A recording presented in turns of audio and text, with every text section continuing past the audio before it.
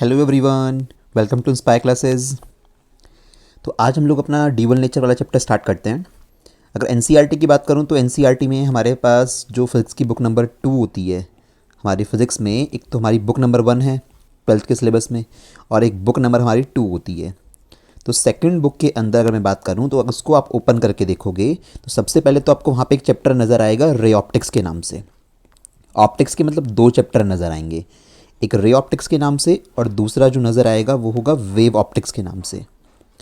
इन रे और wave optics के चैप्टर के बाद जो नेक्स्ट चैप्टर हम लोगों को मिलेगा वो होगा हमारा dual nature of matter and radiation.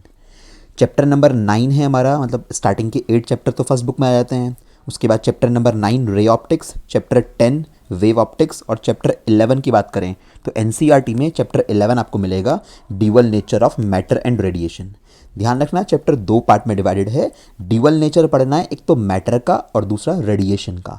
Radiation मतलब लाइट से है यहाँ पे हमारा, ठीक है।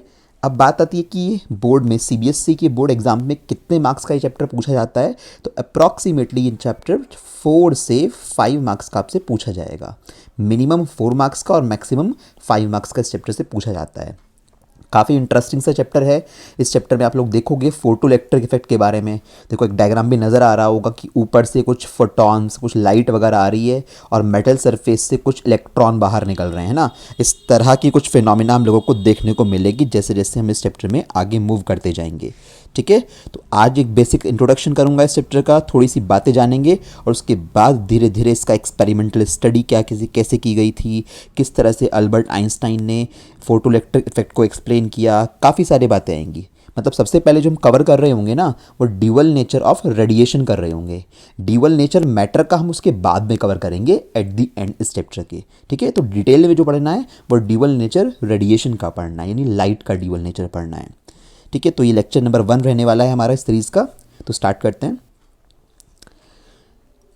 हाँ, तो देखो सबसे पहले बात आती है हमारे पास वेव पार्टिकल ड्यूअलिटी की। मतलब देखो ये था कि बहुत सारी फिनोमेना ऐसी थी हमारे पास जो हमारे पास वेव नेचर से एक्सप्लेन हो पाती थी लाइट की। कुछ जिस तरह से मतलब हमारी कुछ ऐसी फिनोमेना है जो वेव नेचर से एक्सप्लेन हो पाती हैं, जैसे लाइट का इंटरफेरेंस हो गया, इंटरफेरेंस ऑफ लाइट, है ना। इसके बाद इसके अलावा डिफ्रैक्शन हो गया, डिफ्रैक्शन ऑफ लाइट, और फिर होता है पॉलराइजेशन ऑफ लाइट। ये सारी की सारी चीज़ें कहाँ पे कौन से सेक्शन में पढ़ाई जाती है? जो वेव ऑप्टिक्स वाला चैप्टर है उसके अंदर पढ़ाई जाती है, क्योंकि वेव लाइट को एज अ वेव मान के सारी बातें इस चैप्टर के अंदर एक्सप्लेन की गई हैं, है ना, कि लाइट वेव की तरह बिहेव कैसे करती है। तो उसमें 3 फिनोमेना बेसिकली हमारे 12th के सिलेबस में आती हैं, इंटरफेरेंस, डिफ्रैक्शन और पॉलराइजेशन, ठीक है। तो लाइट को सक्सेसफुली वेव मान के इन तीनों फिनोमेना को एक्सप्लेन कर दिया गया। फिर बात आई कि कुछ चीज़ें ऐसी थी नेचर में जिसको हम लोग वेव की तरह अगर लाइट को माने तो उससे एक्सप्लेन नहीं कर पा रहे थे। जैसे कि एक था फोटो इलेक्ट्रिक इफेक्ट। क्या होता है हम लोग डिटेल में इसी चैप्टर में पढ़ेंगे, बहुत डिटेल में पढ़ना है इसको तो आपको। फोटो इलेक्ट्रिक इफेक्ट था, एक कॉम्पटन इफेक्ट था। इस तरह से लाइट में कुछ ये फीचर्स भी देखे गए जिनको एक्सप्लेन करने के लिए लाइट को पार्टिकल की तरह मानना पड़ा। यानी हमने कहा कि भैया लाइट में पार्टिकल नेचर होता है ना। ना प्रॉब्लम ये थी कि भैया अब क्या माने, लाइट वेव की तरह है, लाइट पार्टिकल की तरह है, क्या चीज़ ली जाए। तो ये मतलब एक कंट्रोवर्सी चल रही थी साइंस वर्ल्ड में। तो धीरे धीरे एक पर्सन आया, उस पर्सन ने इस कंट्रोवर्सी को फाइनली सुलझा दिया। पर्सन का नाम में भी आप लोगों ने कुछ नहीं सुना भी होगा।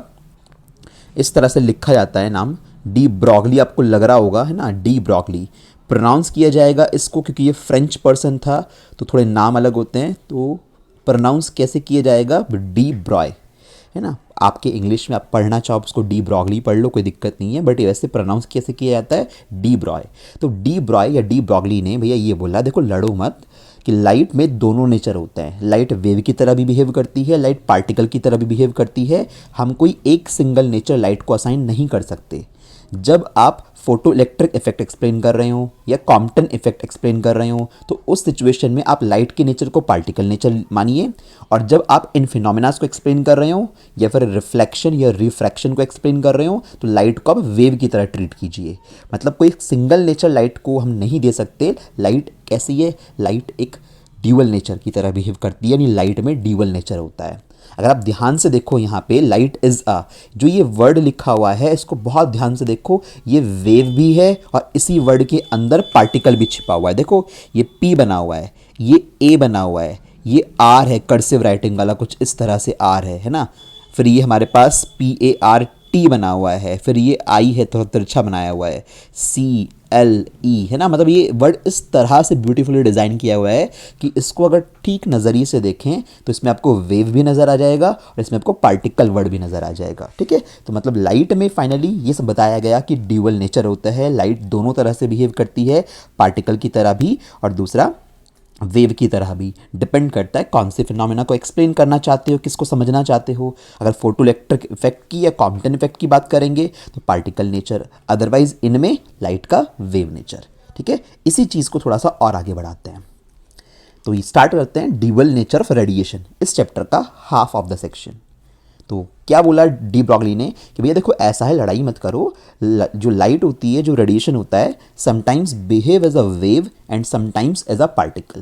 वो कभी कभी वेव की तरह बिहेव करती है, कभी कभी पार्टिकल की तरह बिहेव करती है। दैट मीन्स जो रेडिएशन है उसमें ड्यूअल नेचर होता है। ठीक है, ड्यूअलिटी होती है, इसी को लाइट ड्यूअलिटी बोलते हैं। ऐसे ही बाद में आप जब मैटर का ड्यूअल नेचर पढ़ोगे तो वहाँ पे देखोगे कि भैया पार्टिकल्स में भी ड्यूअलिटी होती है। जैसे लाइट का ड्यूअल नेचर होता है, ऐसे ही मटेरियल पार्टिकल का भी ड्यूअल नेचर होता है। ठीक है, जैसे इलेक्ट्रॉन का ड्यूअल नेचर है, इलेक्ट्रॉन पार्टिकल की तरह भी ट्रीट कर सकता है, इलेक्ट्रॉन वेव की तरह भी बिहेव कर सकता है। देखेंगे धीरे धीरे आगे, फिलहाल तो ड्यूअल नेचर ऑफ रेडिएशन पे आप फोकस रखें। तो मैंने जो आपको बताया वो यहाँ लिखा हुआ है। और एक अच्छी बात यह है बच्चों, इस चैप्टर के ना ऑलमोस्ट मोर देन 90% डेटा आपके ऑलरेडी, आपको जो नोट्स स्पायरल बुकलेट मिली हुई है उनमें ऑलरेडी अवेलेबल हैं। तो इसमें बहुत कम चीज़ें ऐसी होंगी जो आपको अपनी नोटबुक में लिखनी पड़ेंगी। मेजॉरिटी ऑफ पार्ट आप डायरेक्टली उस स्पायरल से स्टडी कर सकते हो अच्छे से। जो न्यूमेरिकल्स की प्रैक्टिस होगी वो मैं आपको कराऊंगा।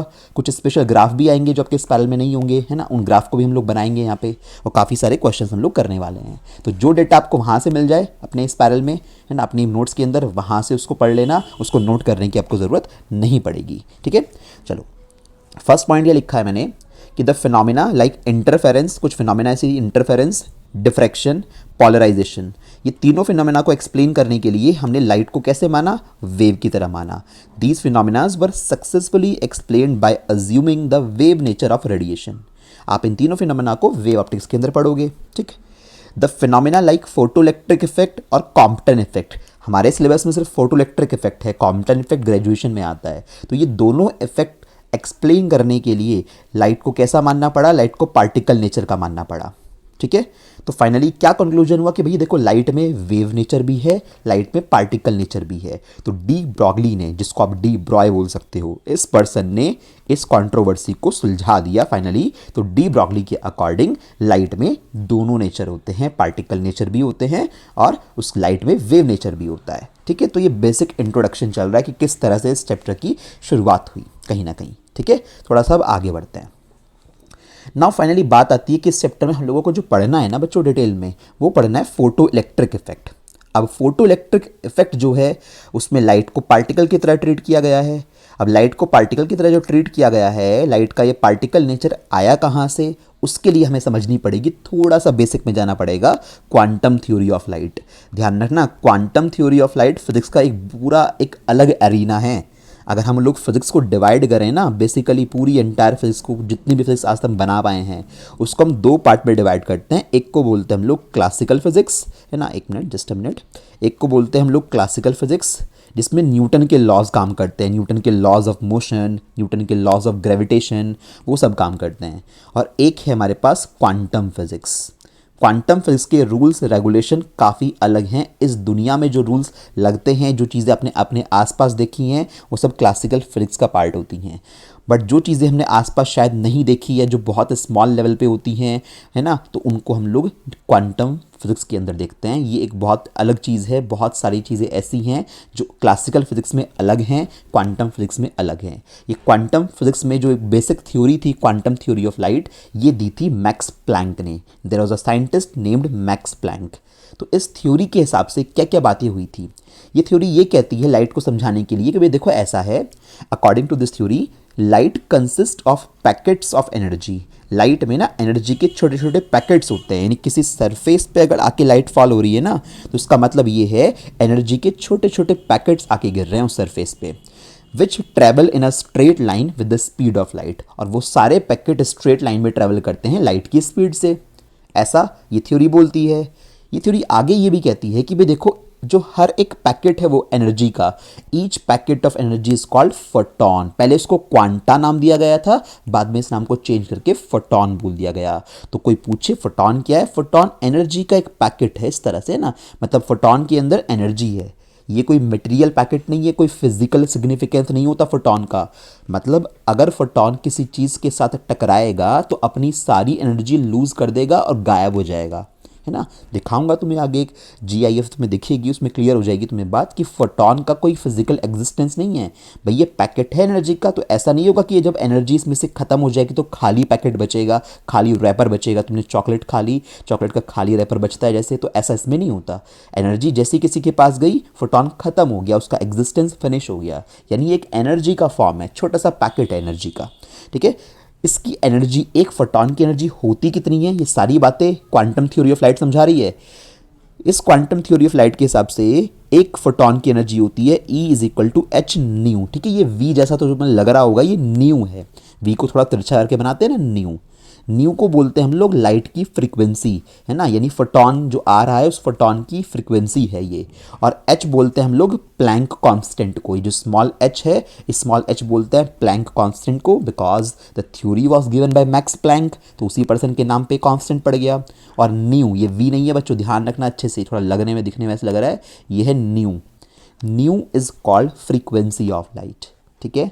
थर्स the particle nature of light was establish. तो इस तरह से जब बताया मैक्स प्लैंक की क्वांटम थ्योरी, ये कहती है कि भाई देखो, लाइट ना एनर्जी के छोटे छोटे पैकेट्स के फॉर्मेट में चलती है, और एनर्जी के उस छोटे से पैकेट को हम लोग फोटॉन बोलते हैं।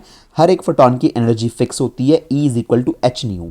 आप चाहो, आपको पता है न्यू की जगह हम लोग C अपॉन लैम्डा भी लिख सकते हैं, तो E is equal to h c upon lambda भी एक वैलिड एक्सप्रेशन है, जहाँ पे C लाइट की स्पीड है और लैम्डा वेवलेंथ है। तो हमने फ्रीक्वेंसी को लाइट की स्पीड और वेवलेंथ के टर्म्स में ब्रेक कर लिया, तो चाहे तो ऐसे लिख लो चाहे ऐसे लिख लो, इस बात से कोई फर्क पड़ने वाला नहीं है।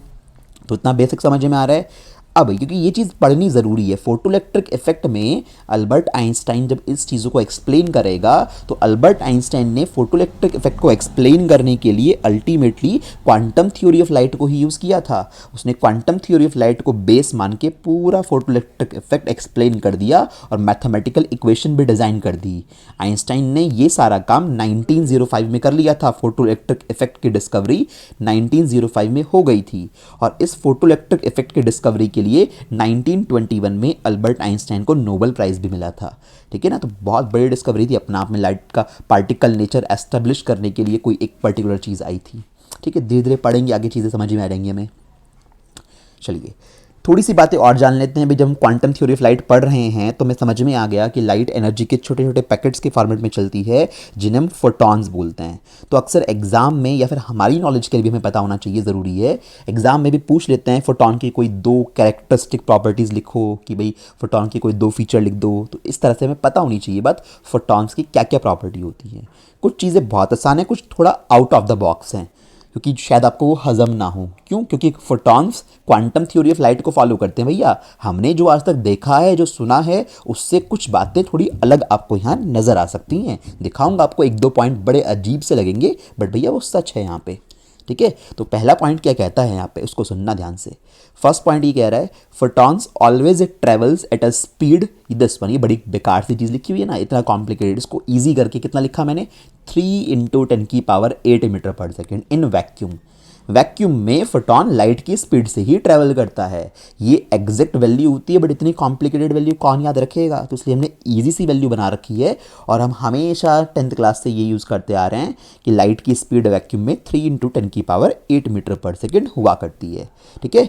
This is true with respect to any frame of reference, मतलब इस बात से फ़र्क नहीं पड़ता तुम फोटॉन को ग्राउंड पे खड़े होकर रेस्ट स्टेट में देख रहे हो, तुम किसी गाड़ी के अंदर बैठे हो वहाँ से फोटॉन को देख रहे हो चलती हुई गाड़ी के अंदर, तुम अर्थ के बाहर से किसी फोटॉन को देख रहे हो, कुछ भी हो, किसी भी फ्रेम ऑफ रेफरेंस से आप फोटॉन को देख रहे हो, फोटॉन की स्पीड इतनी ही होती है, 3 × 10⁸ मीटर पर सेकेंड अप्रॉक्सीमेट स्पीड।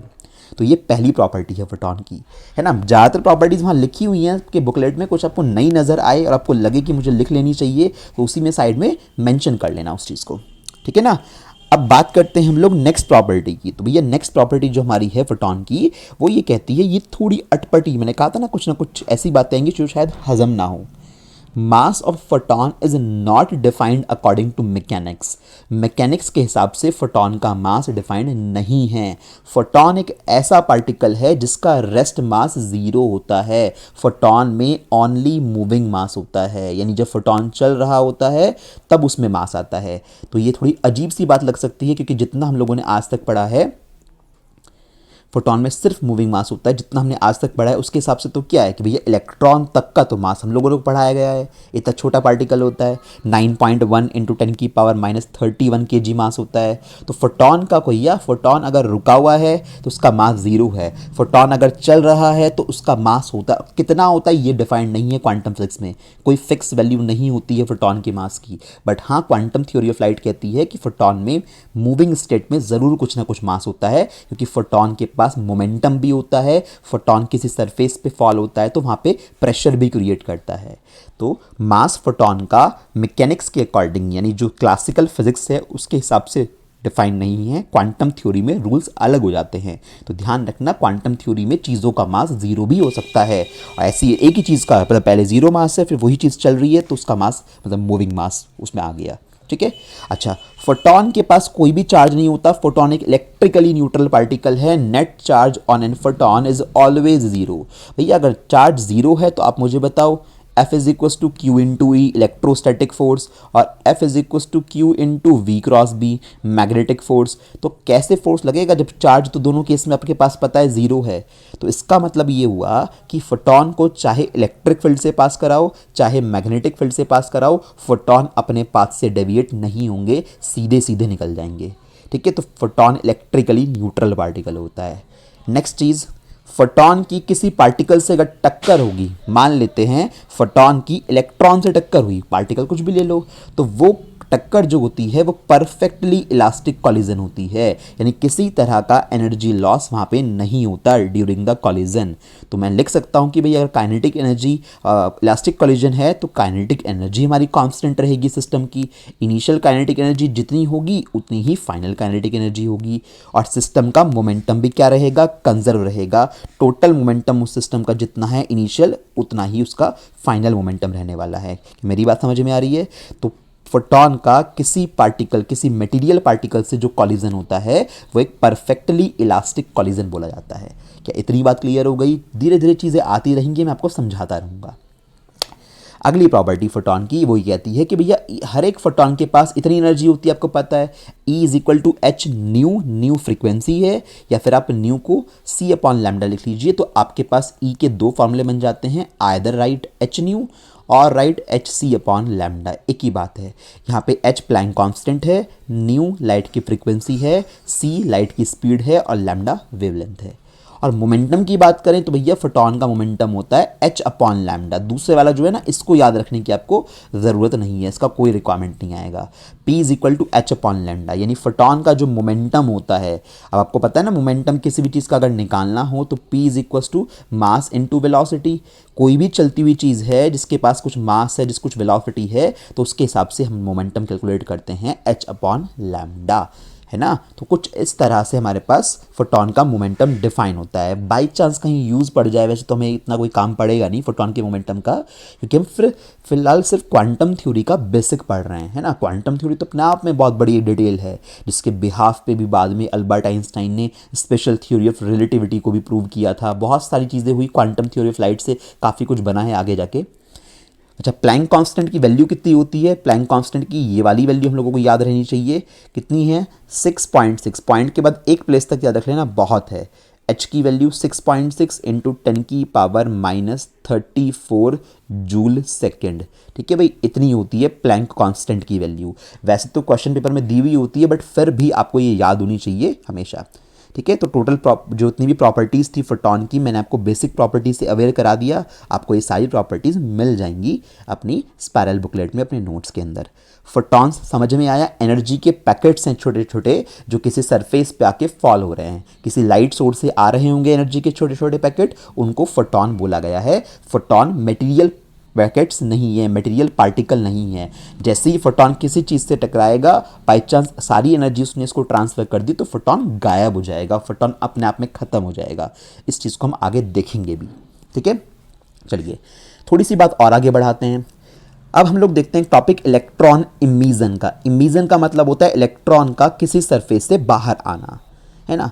क्योंकि फोटो इलेक्ट्रिक इफेक्ट में अगर आपको स्टार्टिंग में ध्यान हो, मैंने एक फोटो डायग्राम दिखा रखा था कि फोटॉन्स आ रहे थे सरफेस पे, मेटल सरफेस पे, और वहाँ से इलेक्ट्रॉन बाहर निकल रहे थे। तो इलेक्ट्रॉन को किसी सरफेस, किसी मेटल सरफेस से बाहर निकालने के हमारे पास 3 मेजर तरीके होते हैं। अब इलेक्ट्रॉन बाहर क्यों निकालना चाहते हैं? पहली बात तो ये है कि भैया अगर आप मेटल से इलेक्ट्रॉन बाहर निकाल पाए तो सोचो, अगर एक मेटल है मेरे पास, है ना, उससे मैं इलेक्ट्रॉन बाहर इजेक्ट कर पा रहा हूँ, तो मैं यहाँ पे एक मेटलिक वायर लगा दूंगा, यहाँ पे मैं एक बल्ब या कोई भी इंस्ट्रूमेंट लगा दूंगा और फिर ऐसे पूरा कनेक्शन कर दूंगा। तो अगर इलेक्ट्रॉन निकल पाए, ऐसे इलेक्ट्रॉन फ्लो हो पाए इस तार के अंदर, तो मैं ये कह सकता हूँ कि मेरे पास इस वायर के अंदर इलेक्ट्रिकल एनर्जी का फ्लो होने लगेगा और ये बल्ब या कोई भी मशीन है वो ग्लो होने लगेगी। यानी हम लोग जो रेडिएशन है, मतलब कुछ भी है, ये इलेक्ट्रॉन सरफेस से बाहर निकालेंगे और इलेक्ट्रॉन्स को एनर्जी में यूज़ करेंगे। इलेक्ट्रॉन एनर्जी लेके बाहर आएंगे और इससे हम लोग इलेक्ट्रिसिटी की तरह इसको यूज़ कर सकते हैं। तो अब बात ये आती है कि इस मेटल सरफेस से इलेक्ट्रॉन को बाहर निकालने के कितने मेथड हमारे पास अवेलेबल हैं। तो मेजर वे में बात करें तो 3 मेथड होते हैं, जिसमें से पहले को बोलते हैं थर्मियोनिक इमिशन। इलेक्ट्रॉन इमिशन के 3 तरीके। पहला थर्मियोनिक इमिशन। थर्मियोनिक इमिशन में क्या होता होगा, सुनो ध्यान से। एक मेटल सरफेस हमारे पास है, अगर मैं इसको ऐसे हीट करना स्टार्ट कर दूं, है ना, मैंने कोई फिलामेंट, मैंने कोई बर्नर लगा दिया, इसको हीट करना स्टार्ट करा और हीट करने पे इसके अंदर से अगर इलेक्ट्रॉन्स बाहर आ जाते हैं, कुछ इलेक्ट्रॉन जो लूजली बाउंडेड थे, तो मैं ये बोलूँगा कि भैया मैंने थर्मियोनिक इमिशन कराया है। थर्मल एनर्जी प्रोवाइड करा के इलेक्ट्रॉनों को मैं बाहर निकाल रहा हूँ किसी मेटल प्लेट से। नॉन मेटल प्लेट से नहीं आएंगे, ठीक है, या फिर किसी इंसुलेटर से इलेक्ट्रॉन बाहर नहीं आएंगे, वहाँ पे वो बहुत टाइटली बाउंड होते हैं अपनी क्रिस्टल के अंदर। तो मेटल से ही इलेक्ट्रॉन को आप बाहर इजेक्ट करा सकते हो, हवा में नहीं आएंगे। आपको एक कंडक्टिंग वायर लगाना पड़ेगा जिसके थ्रू वो पास होके उस कंडक्टिंग वायर में फ्लो होंगे। एयर तो इंसुलेटर होती है ना, तो एयर के अंदर थोड़ी ना इलेक्ट्रॉन फ्लो हो रहे होंगे। तो इलेक्ट्रॉन मतलब ये समझाने के लिए होता है, ऐसे एरो बना दिया ऊपर की तरफ, हवा में नहीं आएंगे, समझ जाना ये बात। तो when we heat up a metal surface then electrons emit from it. जब किसी मेटल सरफेस को आप हीट करते हो तो भैया उससे इलेक्ट्रॉन बाहर निकलते हैं। It is called thermionic emission. इस चीज़ को हम थर्मियोनिक इमिशन बोलते हैं। For example in diode and triode valve, पहले ये कुछ इस तरह के 2 इंस्ट्रूमेंट यूज़ हुआ करते थे। हल्का हल्का सा तुम्हें आर्किटेक्चर अगर दिखाऊं बना के, तो ऐसे कांच के बल्ब होते थे, है ना, तो इसके अंदर ऐसे फिलामेंट होता था। ये फिलामेंट हो गया, इसके फिलामेंट के चारों तरफ एक मेटल की प्लेट हुआ करती थी। तो फिलामेंट हीटअप होता था जिससे मेटल की प्लेट हीट होती थी और इससे इलेक्ट्रॉन्स बाहर निकलते थे और फिर इस इलेक्ट्रॉन को हम किसी एक दूसरी प्लेट के ऊपर प्रोजेक्ट कराया करते थे। इनका अपना एक काम था, डायोड और ट्रायोड वाल्व। अब तो ये यूज़ होने ऑलमोस्ट बंद हो गए हैं, अब तो और दूसरी चीज़ें आ गई हैं, तो हम अब इनको यूज़ बहुत ही रेयर करते हैं। तो वहाँ पे कौन सा कॉन्सेप्ट काम करता था? थर्मियोनिक इमिशन का। मतलब किसी मेटल को हीट कराते थे और उससे फिर इलेक्ट्रॉन इमिट होते थे, तो इसको बोलते हैं थर्मियोनिक इमिशन। निकलेंगे इलेक्ट्रॉन ही, इलेक्ट्रॉन को मेटल की प्लेट से निकालने का तरीका हर बार बदल जाएगा, बस इतना सा फर्क होने वाला है। दूसरी चीज़ की अगर बात करोगे तो दूसरा है आपके पास फील्ड इमिशन। फील्ड इमिशन में हम लोग कर क्या रहे होंगे कि मैंने 2 मेटल प्लेट बनाई, मतलब 2 प्लेट बनाई जिस पे मैं स्ट्रॉन्ग इलेक्ट्रिक फील्ड अप्लाई करूँगा। तो मैंने एक मेटल प्लेट बना के स्ट्रॉन्ग इलेक्ट्रिक फील्ड अप्लाई करा, बीच में हमने अपनी वो मेटल की प्लेट रख दी जिससे इलेक्ट्रॉन बाहर निकलवाने हैं। सोचो ज़रा, जब एक स्ट्रॉन्ग इलेक्ट्रिक फील्ड लगेगा तो इस तरह से इलेक्ट्रिक फील्ड होगा डायरेक्शन के हिसाब से, प्लस से माइनस की तरफ, ये और नो। इस मेटल प्लेट से जो इलेक्ट्रॉन बाहर आएंगे तो इस डायरेक्शन में जाने की कोशिश करेंगे, ये और नो। इस डायरेक्शन में क्यों जाएंगे इलेक्ट्रॉन? क्योंकि भैया ये नेगेटिवली चार्ज प्लेट है, इलेक्ट्रॉनों के पास भी नेगेटिव चार्ज होता है। तो इलेक्ट्रॉन निकल के इधर की तरफ तो आने से रहा, तो इलेक्ट्रॉन निकल के इधर की तरफ दौड़ना स्टार्ट करेगा। मैं यहाँ पे एक वायर लगा दूंगा और मेरे इलेक्ट्रॉन उस वायर में फ्लो होना स्टार्ट हो जाएंगे। तो मतलब एक स्ट्रॉन्ग इलेक्ट्रिक फील्ड अप्लाई करके आप किसी मेटल की सरफेस से इलेक्ट्रॉन निकाल रहे हो, तो उसको बोलते हैं फील्ड इमिशन। तो when we apply strong electric field near a metal surface, diagram बना के मैंने तुम्हें दिखा दिया, then electrons emit from it, तो उससे इलेक्ट्रॉन बाहर आएंगे। तो इस तरह के इमिशन को क्या बोलते हैं? फील्ड इमिशन बोल रहे हैं। तो पहला मेटल की सरफेस को हीट करके इलेक्ट्रॉन बाहर निकाले और दूसरे में आप लोगों ने एक मेटल के आसपास स्ट्रॉन्ग इलेक्ट्रिक फील्ड अप्लाई करके आपने उसके फोर्स से इलेक्ट्रॉन बाहर निकाले। क्योंकि सोचो अगर ई इलेक्ट्रिक फील्ड लगाओगे तो इलेक्ट्रॉन के ऊपर कितना फोर्स लगेगा, F is equal to q electron का चार्ज, जिसको आप ई भी मान सकते हो, e into capital e electric field. आपको पता है ना इतना इलेक्ट्रिक फोर्स लगेगा उस पर्टिकुलर इलेक्ट्रॉन के ऊपर। तो इलेक्ट्रॉन्स वहाँ से अगर लूजली बाउंडेड हैं और सफिशिएंट फोर्स है उनको बाहर निकालने के लिए, तो इलेक्ट्रॉन वहाँ से बाहर आ जाएंगे। इतनी बात आई थिंक क्लियर हो रही है। ठीक है, नाउ अल्टीमेटली जो हमें पढ़ना है, this is very very important, कि भैया फोटो इलेक्ट्रिक इमिशन, यही तो हमें पढ़ना है पूरे चैप्टर के अंदर। काफ़ी ज़्यादा डिटेल तो इसी की है। बहुत ध्यान से देखो, एक मेटल सरफेस है जिसके अंदर इलेक्ट्रॉन्स अलग अलग जगह पे एम्बेडेड होंगे। ऊपर से लाइट आ रही है, फोटो इलेक्ट्रिक मतलब फोटॉन्स आ रहे हैं, फोटो मतलब फोटॉन, फोटॉन मतलब लाइट, क्योंकि लाइट के अंदर छोटे छोटे एनर्जी के जो पैकेट्स होते हैं उन्हीं को तो फोटॉन बोलते हो। तो इसका मतलब लाइट आ रही है, यहाँ से फोटॉन आ रहे हैं। ये फोटॉन यानी ये एनर्जी, ये लाइट एनर्जी जब इस मेटल सरफेस पे पड़ेगी तो इससे इलेक्ट्रॉन बाहर निकलेंगे।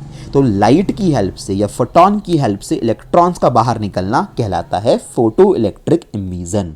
तो when we fall the light of specific frequency, बच्चों इस वर्ड का बहुत ख्याल रखना, इसको हम डिटेल में डिस्कस करेंगे आगे।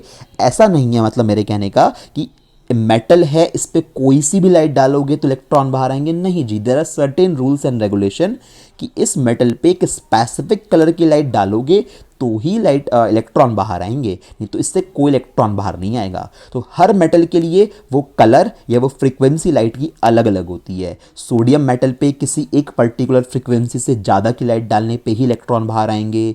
ऐसी कॉपर मेटल है, जिंक है, जितने भी मेटल हैं सबके लिए अलग अलग फ्रीक्वेंसी की लाइट डालोगे तो इलेक्ट्रॉन बाहर आएंगे।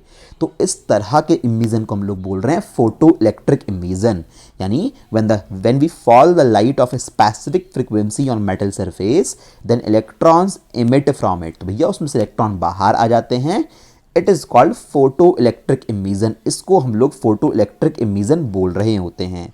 और जो इलेक्ट्रॉन्स बाहर आएंगे उनको हम क्या बोलते हैं, फोटो इलेक्ट्रॉन्स बोलते हैं। जो इलेक्ट्रॉन यहाँ से बाहर निकले, those electrons are called photo electrons. क्या बात समझ में आ रही है? तो बार बार जिक्र करा करूँगा मैं कि फोटॉन्स आ रहे हैं सरफेस पे आके फॉल हो रहे हैं, ठीक है, इस तरह से, और इनसे जो चीज़ बाहर निकलेगी मेटल सरफेस से, उन इलेक्ट्रॉन को मैं क्या नाम दूंगा, फोटो इलेक्ट्रॉन्स। ठीक है, शॉर्ट में लिखा है अभी। तो फोटो इलेक्ट्रॉन कौन से हैं, लाइट डालने पे मेटल सरफेस से जो इलेक्ट्रॉन बाहर निकल के आए, इन इलेक्ट्रॉनों को हम लोग फोटो इलेक्ट्रॉन्स बोलते हैं। और इस तरह के इमिशन को फोटो इलेक्ट्रिक इमिशन बोलते हैं, या आप इस चीज़ को फोटो इलेक्ट्रिक इफेक्ट बोल सकते हो। ठीक है, अब ज़रा थोड़ी सी बात देखो कि किस तरह से काम होने वाला है। एक मैं आपको अभी फोटो इलेक्ट्रिक इफेक्ट को डिटेल में छोटी सी बात में समझाने के लिए मैंने एक एटम की स्ट्रक्चर दिखाई हुई है। ये सेंटर में न्यूक्लियस है, इसके अंदर इसके न्यूट्रॉन प्रोटॉन रखे हुए होंगे, साइड में इलेक्ट्रॉन्स घूम रहे होंगे। अब सोचो ना ज़रा पीछे अगर मैं जाऊँ वापस, तो बच्चों को ये लगता है कि जैसे ये फोटॉन है, ये फोटॉन यहाँ पे आएगा तो ये इलेक्ट्रॉन बाहर कैसे निकालता है, मतलब इसके अंदर तो बहुत सारे दुनिया भर के बिलियंस ऑफ एटम्स होंगे, तो उसमें से फोटॉन इलेक्ट्रॉन बेस कैसे बाहर निकालेगा। देखना ज़रा इस चीज़ का डेमॉन्स्ट्रेशन, देखना फोटॉन आ रहा है। अब आप देख रहे हो फोटॉन आ रहा है, इलेक्ट्रॉन निकाल दिया, फोटॉन गायब हो गया। देखना ये एनर्जी आ रही है, इसको मिली, किसी को भी मिल सकती थी, मेरे को नहीं पता, और इलेक्ट्रॉन बाहर निकल गया। अब ये इलेक्ट्रॉन ज़रूरी नहीं है बाहर आएगा, क्या पता ये टक्कर कर करके अपनी सारी एनर्जी रास्ते में खर्च कर दे, है ना। तो ज़रूरी नहीं है बेचारा इलेक्ट्रॉन को सीधा सीधा रास्ता मिलेगा या नहीं मिलेगा, क्योंकि तो सिर्फ एक एटम दिखा रखा है। ऐसे ही साइड में ऊपर नीचे बहुत सारे एटम प्रेजेंट होंगे, तो इस इलेक्ट्रॉन के लिए सरफेस तक, मेटल की अपर सरफेस तक आना एक बड़ा मुश्किल टास्क होता है। इसलिए जब किसी सरफेस के ऊपर फोटॉन डाले जाते हैं, तो फोटॉन यानी लाइट एनर्जी डाली जाती है। मान लें 10,000 फोटॉन डाले गए तो 10,000 इलेक्ट्रॉन नहीं निकल सकते भाई, कुछ कम ही निकलेंगे, क्योंकि हो सकता है कि आपने फोटॉन डाला ऐसे 10 जूल एनर्जी का, इसमें से जो इलेक्ट्रॉन को एनर्जी मिली, वो इलेक्ट्रॉन ने सारी एनर्जी मेटल के अंदर ही खर्च कर दी, बेचारे को बाहर निकलने का मौका ही नहीं मिल पाया। समझ रहे हो ना तुम? तो एग्जैक्टली रियलिटी में कोई फोटॉन इस तरह से जाके किसी एक इलेक्ट्रॉन को अपनी सारी एनर्जी दे देता है, और अगर वो इलेक्ट्रॉन बाहर निकल पाया सफिशिएंट अमाउंट के साथ, तो वो उस सरफेस से बाहर आ जाएगा, है ना। ऐसा ही हो रहा होता है, ऐसे बिलियंस ऑफ फोटॉन एक साथ आ रहे होते हैं और बिलियंस ऑफ इलेक्ट्रॉन्स सरफेस से बाहर निकल रहे होते हैं। तो बहुत क्रिस्टल क्लियर डेमॉन्स्ट्रेशन है इस चीज़ को बताने के लिए, ठीक है। अब इतना स्पाइरल में से अच्छे से पढ़ लेना। उसके बाद हम लोग करेंगे नेक्स्ट लेक्चर में experimental study of photoelectric effect, जिसको हॉलवॉच या लेनार्ड का एक्सपेरिमेंट भी बोला जाता है ना। एक्सपेरिमेंटल स्टडी है पूरी फोटोइलेक्ट्रिक इफेक्ट की। कुछ इस तरह का अपरेटस लिया गया था, बाकी सब कुछ कनेक्शंस वगैरह कर रखे हैं, है ना। दो अंदर इन्होंने प्लेट लगाई है, मेटल प्लेट। एक पे विंडो से लाइट फॉल कराएंगे, जिससे यहाँ पे कुछ होगा, यानी इलेक्ट्रॉन बाहर निकलेंगे। वो इलेक्ट्रॉन चलते चलते इस प्लेट पे पहुंच जाएगा तो सर्किट पूरा हो जाएगा और करंट का फ्लो इस सेटअप में शुरू हो जाएगा। तो पूरी डिटेल स्टडी कराऊंगा। पूरा फोटोइलेक्ट्रिक इफेक्ट की सारा का सारा बेसिक इसी इफेक्ट के ऊपर बेस्ड है। तो भैया ये पूरी की पूरी एक्सपेरिमेंटल स्टडी अच्छे से कर लेना। वहाँ पे इस बारे में पूरी डिटेल में दे रखी है मैंने। वहाँ पे हो सकता है हॉलवॉच की जगह लेनार्ड और यहाँ पे कुछ और हर्ट्स लिखा हो, जो भी है कोई दिक्कत नहीं है, हमें नाम से कुछ नहीं करना। हमने मेन मुद्दा है हमारा कि हमें एक्सपेरिमेंटल स्टडी देखनी है पूरी फोटोइलेक्ट्रिक इफेक्ट की। तो लगभग 2-3 पेज के आसपास वहाँ पे कंटेंट लिखा हुआ है, उसको अच्छे से पढ़ लेना सो दैट तुम्हें चीज़ें समझ में आए। क्योंकि जिसने वो एक्सपेरिमेंटल स्टडी पूरी समझ ली, उसको फोटोइलेक्ट्रिक इफेक्ट में सब कुछ समझ में आ जाएगा। आपको सारे लॉज आगे क्लियर हो जाएंगे। आइंस्टाइन की जो फोटोइलेक्ट्रिक इक्वेशन आएगी वो भी तुम्हें समझ में आ जाएगी। बट उसके लिए तुम्हें ये पूरा का पूरा कंटेंट अच्छे से पहले 2 से 3 बार शायद पढ़ना पड़ जाएगा, है ना। क्योंकि काफ़ी कुछ है डिटेल में, 4 से लेके 5 ग्राफ भी आएंगे उसी डेटा में, है ना। काफ़ी कुछ आएगा, मतलब पूरी समरी वहीं पे है फोटोइलेक्ट्रिक इफेक्ट की। जो जो वहाँ देखने को मिलेगा सब चीज़ें हम लोग वही वहाँ पे कर रहे होंगे। ठीक है भाई। तो ये पहला लेक्चर था आपके dual nature of matter and radiation का, जहाँ पे हम लोगों ने एक बेसिक देखा इस पूरे चैप्टर का और थोड़ी सी शुरुआत हम लोगों ने कर ली फोटोइलेक्ट्रिक इफेक्ट की कि क्या होता है। डिटेल डिस्क्रिप्शन आने वाले लेक्चर्स पे हम लोग कर रहे हैं।